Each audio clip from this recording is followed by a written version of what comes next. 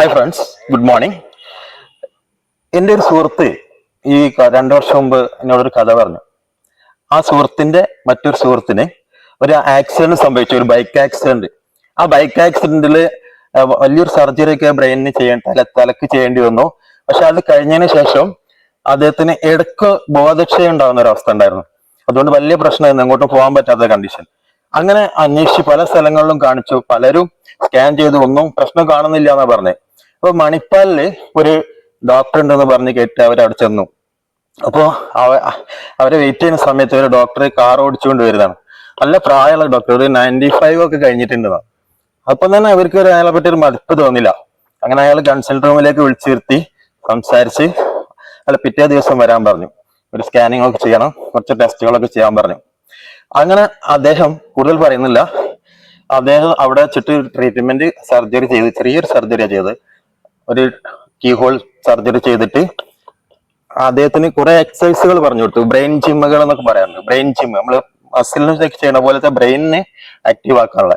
അതോടുകൂടി അദ്ദേഹം ഒരു 2-3 മാസം കഴിഞ്ഞപ്പോത്തിന് ഒക്കെ മാറി, പൂർണ്ണമായിട്ട് മാറി, ആക്റ്റീവായി ഇപ്പോ ഒരു സ്കൂളിൽ വർക്ക് ചെയ്യാണ്. നല്ല ഓർമ്മശക്തി, എല്ലാ കാര്യത്തിലും ഒരു കുഴപ്പം ഇപ്പൊ കാണുന്നില്ല. അപ്പോ നമ്മൾ പറയാറുണ്ട്, പ്രായമായി ഇനി ഒന്നിനും കഴിയില്ല, എന്റെ ഉദ്യോഗം അത്രേ ഉള്ളൂ, അല്ലെങ്കിൽ ഒക്കെ കഴിഞ്ഞു എന്നൊക്കെ പറയാറുണ്ട്. അപ്പൊ നമ്മളെ ബ്രെയിനിന് എന്നും വളർന്നുകൊണ്ടിരിക്കുകയാണ്. നമ്മൾ ഓരോ കഴിവുകൾ നേടുന്നതനുസരിച്ച്, നമ്മൾ ഒരു കാര്യങ്ങൾ ചെയ്യുന്നതനുസരിച്ച് ബ്രെയിന് വളരെയാണ്. അതിന് പറയാറുണ്ട്, ബ്രെയിനിൽ കുറെ കോശങ്ങളുണ്ട്, ന്യൂറോൺസ് എന്ന് പറയുന്നത്.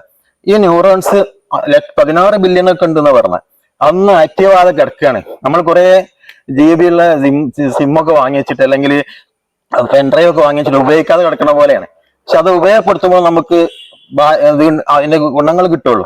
അപ്പോ അയാൾ സ്ഥിരമായിട്ട് ഈ മേഖലയിൽ വർക്ക് ചെയ്യുന്നതുകൊണ്ട് അദ്ദേഹത്തിന്റെ ഓർമ്മശക്തി ഒന്നും കുറയുന്നില്ല. ആ ഡോക്ടർക്ക് അത്തരത്തിൽ അദ്ദേഹത്തിന് കൃത്യമായി ചെയ്യാൻ കഴിയുന്നുണ്ട്. അതാണ് അതിന്റെ പ്രത്യേകത. അപ്പൊ എന്തിനാണ് ന്യൂറോ പ്ലാസ്റ്റിസിറ്റി എന്ന് പറയുന്നത്? നമുക്കറിയാം, ഇവിടെ കാടൊക്കെ പിടിച്ചു കിടക്കുന്ന ഒരു സ്ഥലം ആരും ഉപയോഗിക്കാതെ കിടക്കുമ്പോൾ അതിലൂടെ കുറച്ച് ആളുകൾ വഴി നടക്കാൻ തുടങ്ങിയാൽ അവിടെ പുതിയ പാതകൾ ഇങ്ങനെ തെളിഞ്ഞു വരും.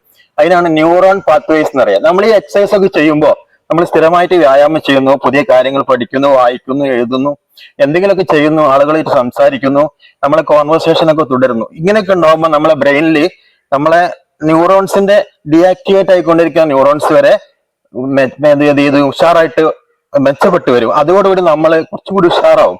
നമ്മൾ പറയാറുണ്ട്, ഈ മെക്സവൻ വന്നാലൊക്കെ ഇപ്പൊ നല്ല പ്രായമുള്ള ആൾക്കാരൊക്കെ ഒന്ന് ഉഷാറായി, ഇപ്പൊ നല്ലൊരു മനസ്സൊക്കെ ഉഷാറാണ്, അല്ലെങ്കിൽ ഭയങ്കര ആക്റ്റീവ് ആയിട്ടുണ്ട് എന്നൊക്കെ പറയുന്നത് ഇതാണ് കാരണം. പക്ഷെ അത് കൺസിസ്റ്റൻസി ആയി തുടർന്നുകൊണ്ടിരിക്കണം. നമ്മൾ ഡ്രൈവിംഗ് പഠിക്കുന്നത്, അപ്പൊ 2 തരം ന്യൂറോപ്ലാസ്റ്റി ആണുള്ളത്.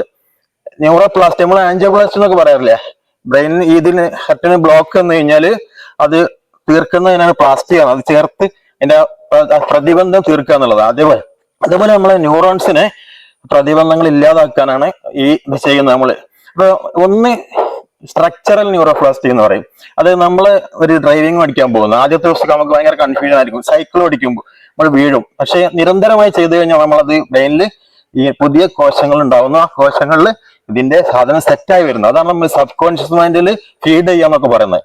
പിന്നെ നമ്മൾ ഏത് സമയത്ത് ഉറക്കത്തിൽ എണീറ്റ് ഓടിച്ചാലും നമുക്ക് സൈക്കിൾ ഓടിക്കാൻ കഴിയും, വാഹനം ഓടിക്കാൻ കഴിയും, ഒക്കെ കഴിയും. അത് നീന്തൽ പഠിച്ച ആളുകളിലെ കുറെ മുമ്പ് പഠിച്ചിട്ടുണ്ട്, പക്ഷെ എനിക്ക് ഓർമ്മയില്ല. പക്ഷെ വെള്ളത്തിൽ വീണ് കഴിഞ്ഞാൽ അവരറിയാതെ നീന്തി രക്ഷപ്പെടാൻ കഴിയും.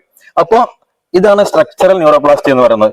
പിന്നെ ഒന്നുണ്ട്, ഒരു കുട്ടി മാത്സ് പഠിക്കുക, ഒരു വിഷയം പഠിക്കുക, പുതിയ ഭാഷ പഠിക്കുക, ഇതൊക്കെ സ്ട്രക്ചറിൽ പെടും. ഇനി ഫങ്ഷണൽ ന്യൂറോപ്ലാസ്റ്റി, അതാണ് നമുക്കൊക്കെ ആവശ്യമുള്ളത്.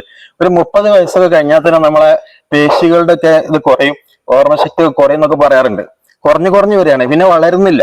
പക്ഷെ അത് നിലനിർത്തണമെങ്കിൽ നമ്മളിങ്ങനെ ആക്റ്റീവ് ആയിക്കൊണ്ടിരിക്കണം. അപ്പൊ ഈ ഫങ്ഷണൽ ന്യൂറോപ്ലാസ്റ്റി എന്ന് പറയുന്നത്, ചെറിയൊരു ഉദാഹരണം ഞാൻ പറയാം.